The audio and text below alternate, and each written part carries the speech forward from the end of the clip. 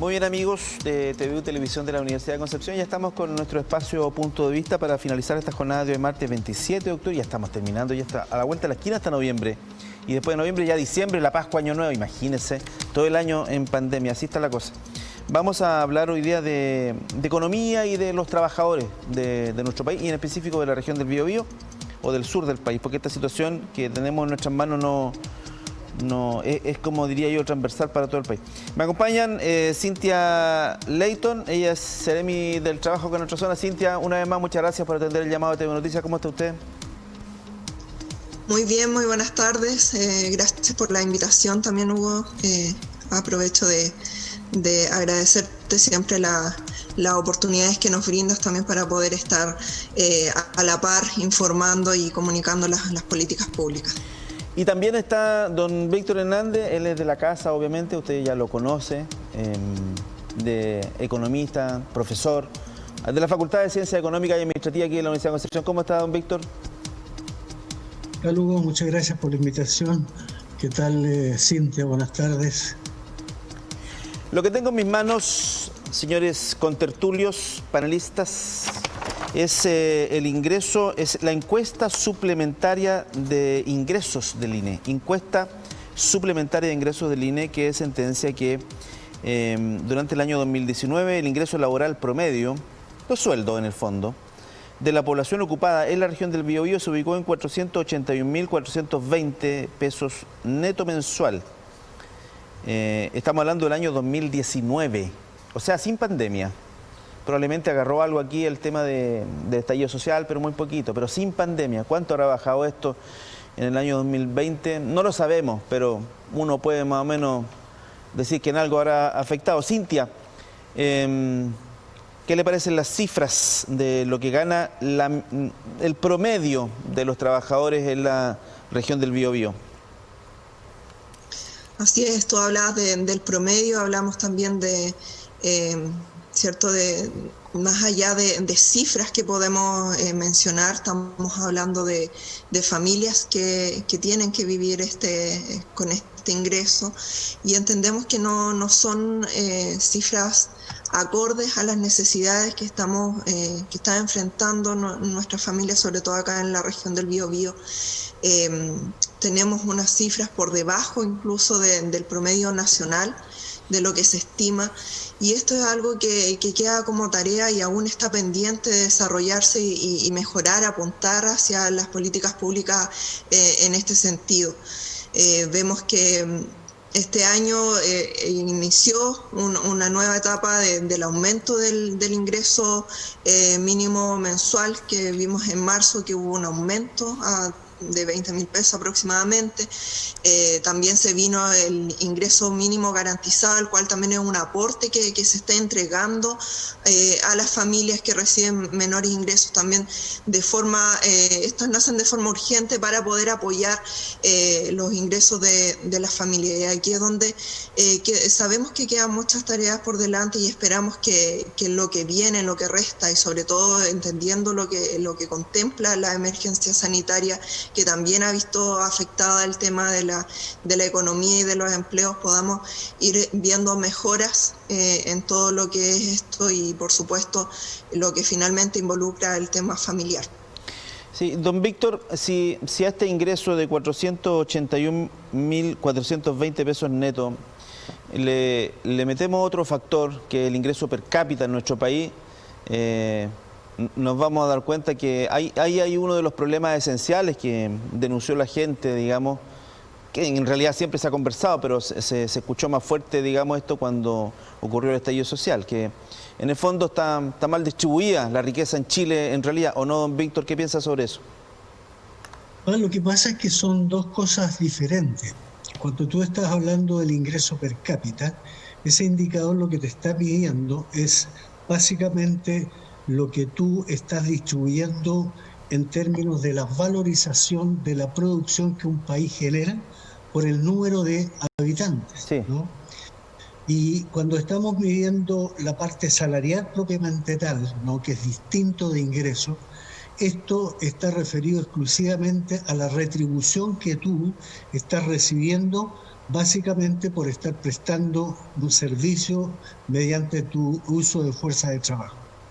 Ahora, sin lugar a dudas, independientemente de esta diferencia que yo estoy marcando, no cabe la menor duda de que existen ciertas asimetrías que se producen y que estas asimetrías que se producen forman parte un poquito de la dinámica económica.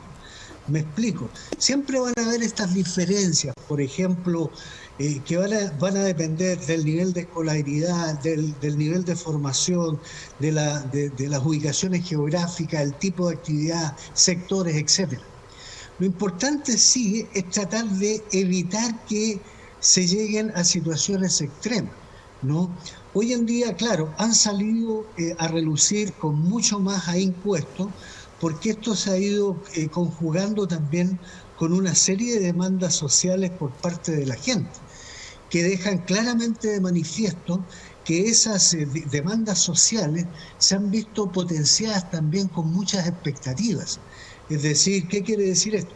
Quiere decir que, producto de la situación que veníamos trayendo en nuestro país y cómo crecía el Producto Interno Bruto, todo el mundo empezó a pensar, bueno, si está creciendo el Producto Interno Bruto, está creciendo el ingreso per cápita, queremos ver cómo esto llega a la familia.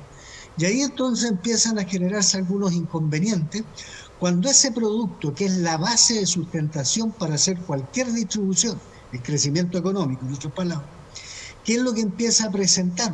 Fuertes caídas, y que básicamente en los últimos 4 o 5 años se hicieron claramente notorias cuando cayó el promedio en ese periodo, no prácticamente a un 2,1%. No obstante, con anterioridad teníamos un promedio en el Producto Interno Bruto de un 5,3%. Entonces, si el país crece menos, obviamente van a haber menos ingresos. Y eso comienza a generar dificultades para cumplir con las políticas públicas. Y por lo tanto, empiezan a mostrarse inmediatamente algunas deficiencias para poder llegar, como corresponde, a canalizar estos mayores recursos a las familias. Y ahí empezamos ya a tener problemas. Sí, hay otra cifra que me preocupa. Don Víctor habla muy bien de que, claro, el ingreso de las personas depende de muchos factores, digamos. Él habló de escolaridad, por ejemplo, aquí en el informe se hace referencia, Cintia, también a que evidentemente la educación, los que tienen educación superior ganan más que los que tienen educación secundaria, qué sé yo.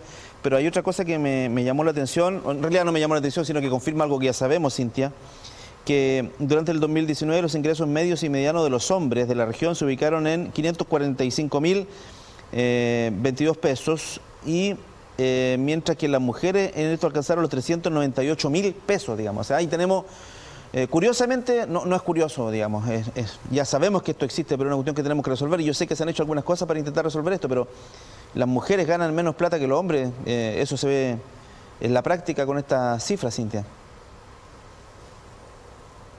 Sí, yo concuerdo, bueno, y también lo dice las cifras que tú mencionabas.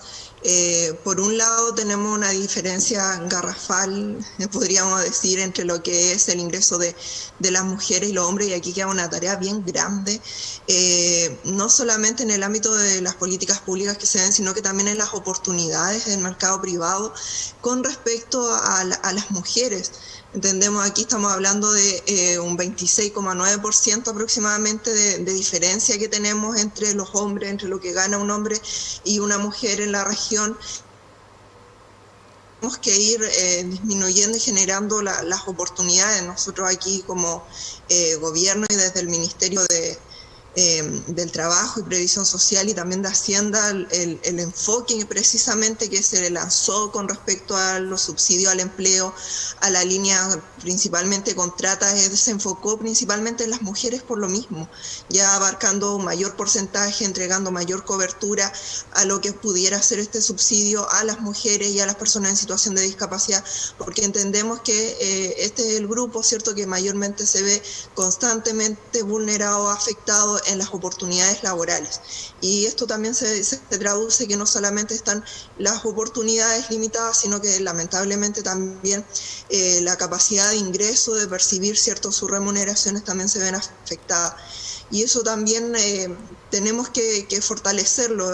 Desde el Ministerio del Trabajo también se ha fortalecido mucho lo que es la erradicación del trabajo infantil, precisamente yendo un poco más atrás a lo que se enfoca, ¿cierto?, a evitar la deserción escolar y permitir entregar las mejores herramientas para que las futuras generaciones, ¿cierto?, logren terminar sus periodos escolares, lo que es la enseñanza media, lo que es la enseñanza básica también, porque necesitamos entregarles mayores herramientas, porque aquí vemos incluso en toda esta cifra, aquellos que perciben menores ingresos, lamentablemente son las mujeres y lamentablemente son aquellos que tienen menores oportunidades escolares y llegaron a una menor instancia. Entonces ahí es donde tenemos que enfocarnos desde nuestras posibilidades, pero también es un llamado al sector privado también de atender ya los compromisos que se tienen y por supuesto la capacidad de poder generar igualdad entre géneros. Sí, don Víctor, esto se soluciona por decreto, ¿no? Le pregunto esto porque por toda la discusión que se ha generado con el tema del sueldo mínimo. Ya está súper claro que no podemos, o sea, yo creo que no aguantamos más esto de todos los años, hacer una especie de transacas políticas para allá, para acá, que sube 10, que baja 5. Deberíamos tener un sistema, ya está clarito, un sistema más bien estable de cálculo, de aumento del ingreso mínimo, pero por decreto parece que no vamos a llegar a aumentar de manera al menos sustancial el ingreso de los habitantes de la región del Biobío. Es que hay varias cosas que ahí hay que entrar a considerar. Indudablemente que mucha gente se ha hecho expectativas pensando en que la Constitución va a resolver todo. Ahora, obviamente es necesario, yo creo que todo el mundo, y quedó claramente de manifiesto, que requerimos entrar a hacer algunos cambios y modificaciones o mejoras en la Constitución. Pero tampoco se puede pensar que la Constitución va a ser la panacea. El tema laboral responde específicamente ¿a qué? Responde, ¿no es cierto?, a lo que está ocurriendo hoy en día dentro del mercado laboral y las condiciones que hoy en día están marcando ese mercado laboral. Un mercado, ¿no es cierto?, que es bastante precario. Un mercado laboral, ¿no es cierto?, que hoy en día está presentando altas tasas de desempleo. ¿Y qué significa el que hayan altas tasas de desempleo? Fíjate tú que la tasa de desempleo hoy en día oficialmente está prácticamente en un 12%. 13, ¿no? Casi 12,9. 12,9 está. 12,9%. Nuestra región 10 y tantos por ciento. Sí. Pero la pregunta es, si yo me voy ahora bajo el escenario actual, con un programa que hoy existe para la recuperación del empleo o para evitar el desempleo y la suspensión que hubo, el retiro que se produjo por las medidas sanitarias, ¿no es cierto?, de la fuerza de trabajo que se vio disminuido, se llegó a hablar de que en Chile teníamos prácticamente una tasa de desempleo de un 24 o 25%. ¿Y por qué? Porque las características de funcionamiento y la dinámica de nuestro mercado laboral es así. Y eso hace que sea muy inestable. ¿Y cuál es el mayor problema? Que cuanto mayor sea la tasa de desempleo, esto quiere decir que los salarios tienden cada vez a verse reducidos. Entonces ahí tenemos otro factor que de alguna forma atenta contra la posibilidad que tiene la gente de poder cubrir sus necesidades. Fíjate tú que estas mismas cifras que tú diste al comienzo, Hugo, había otra que a mí me llamó profundamente la atención. Por ejemplo, el ingreso laboral de los hogares.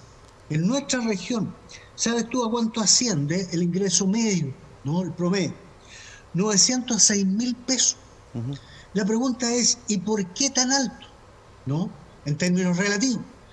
Y es alto no porque, digamos, se estén produciendo situaciones que de alguna forma permiten estas holguras, sino que fundamentalmente porque hay condiciones que están obligando a un hogar, a una familia, a que ante la imposibilidad de poder satisfacer con un salario todas sus necesidades, ello obliga a que muchas veces la misma mujer tenga que incorporarse al mercado laboral o algún otro niño o hijo o hermano, de tal manera de poder generar complementos a esos salarios que se están produciendo. Entonces, esto es lo que hace aumentar el promedio de ingreso de hogares, por una necesidad, por una presión.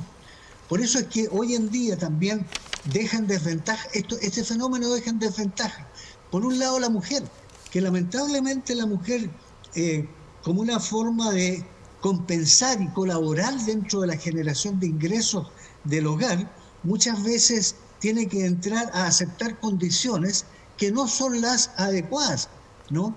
Y por otro lado, esto también atenta, y que Cintia lo tocó por ahí tangencialmente, el problema de la escolaridad. ¿En qué sentido? En que muchos de los muchachos que están estudiando, ante la imposibilidad de poder tener un buen bienestar dentro de su hogar, se ven en la obligación de tener que concurrir al mercado laboral. Por eso te digo, nuestro mercado laboral es lamentablemente muy, pero muy precario. Y un último factor, es el hecho de que bajan los salarios, no producto de las presiones que genera el desempleo. Ya se hicieron algunos estudios, ¿no? El Centro de Estudios Públicos acaba de tirar un estudio que da cuenta de que es muy posible que la gente, después del periodo de pospandemia o cuando retorne la gente al mercado laboral, va a entrar a ese mercado laboral con un deterioro en su ingreso anterior o salario anterior casi de un 10%. Sí. O sea, hay una merma ya de la partida, hay una merma de un 10%. Por eso yo partí preguntando cuál es el escenario que nos espera para el 2020, digamos, cuando conozcamos los antecedentes del año 2020, quizá cuánto van a bajar los índices promedio. Cintia, el profesor ha dicho algo de lo cual también hemos escuchado bastante, la precariedad del mercado laboral, digamos. Las fuentes laborales se pierden, digamos, tanto cuanto más son más precarias, digamos.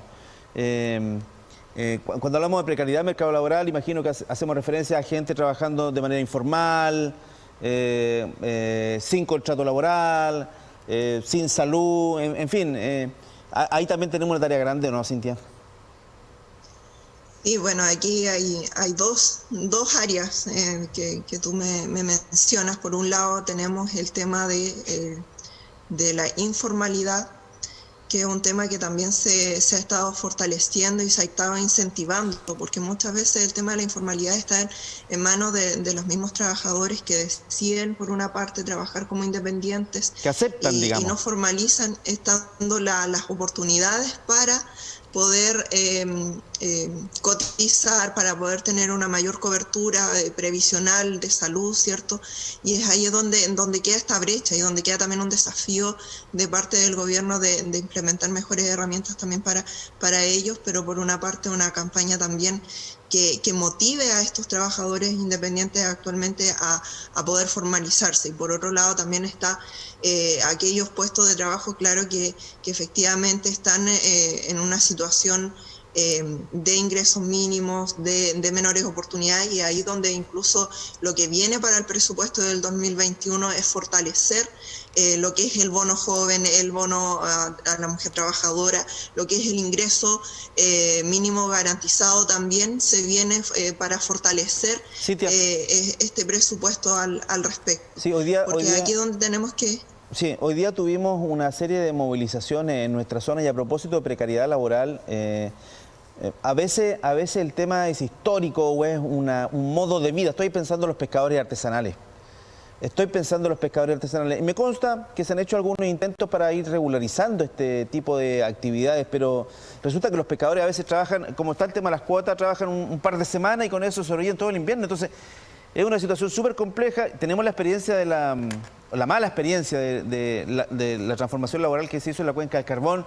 Yo imagino que alguien ha pensado hacer lo mismo con los pescadores, pero es re complejo. Entonces, ¿qué pasa, Cintia, cuando metemos estos factores que, por ejemplo, el tema de los pescadores que viven así, ellos son así, digamos, pero tenemos que acudir también en su ayuda y en tratar de formalizar su situación? Claro, aquí también es un tema de recordar de lo que se anunciaba Subpesca, ¿cierto? Depende de una comisión científica que evalúa cada cierto periodo lo que es prudente o no prudente en cuanto a las cuotas de pesca, ¿cierto? A las toneladas que pueden a las cuales pueden manejar en este entorno. Y esperamos que al próximo año, en marzo, en abril, las próximas evaluaciones que haga esta mesa de científicos también pueda ser más favorable para los pescadores artesanales, que sabemos que son situaciones difíciles. Ellos trabajan por estaciones, por decirlo así, y es ahí donde viene la complicación. De todas formas, siempre están las instancias, ¿cierto?, las materias abiertas para poder abordar las mejores decisiones y las mejores oportunidades para estos trabajadores. Así que esperamos también que las conversaciones que se vayan dando entre ellos sea favorable y puedan también llegar a un acuerdo entre trabajadores y entre las decisiones que se han anunciado desde Subpesca. Sí, ya nos queda poquito rato. Don Víctor, le quiero preguntar a ver si puede proyectar el futuro, porque también he escuchado yo que la economía ya despegó. Lo escuché el mes pasado, creo, o hace 2 meses, no sé, que la caída que se esperaba no fue tan grande como fue finalmente, digamos. Entonces, ¿estamos despegando, don Víctor, y cree usted que de aquí para adelante debería mejorar el asunto o podría empeorar todavía? No, yo creo que hay varios factores que hay que tener en consideración y grandes desafíos también que tenemos como chilenos, y las autoridades también lo tienen. Partamos con el tema que estamos viendo, el mercado laboral. Yo creo que hay uno de los grandes desafíos que se nos viene encima, es el que las propias, y partir, digamos, entendiendo que estamos enfrentados ya a ciertos cambios que se han materializado y que se van a agudizar. Es decir, esto quiere decir, ¿no es cierto?, y que muchas empresas, las personas, los trabajadores, ¿no?, los emprendedores van a tener que entrar ya a cambiar muchas cosas. Las empresas ya están manejando la posibilidad de efectuar modificaciones en su modelo de negocio, ¿no? Las propuestas de valor van a cambiar. Tú has visto lo que ha pasado hoy en día. Muchas empresas se resistieron de una u otra manera a ser marginados del mercado y empezaron con los delivery, empezaron con las páginas, ¿no es cierto?, a través de internet, etcétera. O sea, esto nos ha obligado a reinventarnos. 2, esto significa que el mercado laboral y los trabajadores también y los empresarios van a tener que entender que vamos a entrar a una nueva etapa, la etapa de la digitalización, los desafíos de la nueva tecnología. Ya estamos hablando, ¿no es cierto?, de inteligencia artificial. O sea, los procesos productivos van a cambiar. Y esto obliga también a que los trabajadores, en concomitancia con los empresarios, busquen fórmulas que permitan mejorar su eficiencia, su productividad.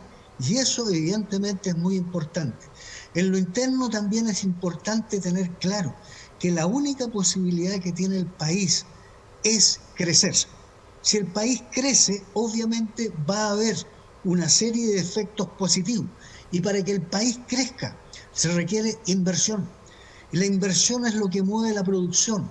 La producción, el crecimiento también te trae aparejado empleo. Ahora, el tema es cómo propiciamos inversiones.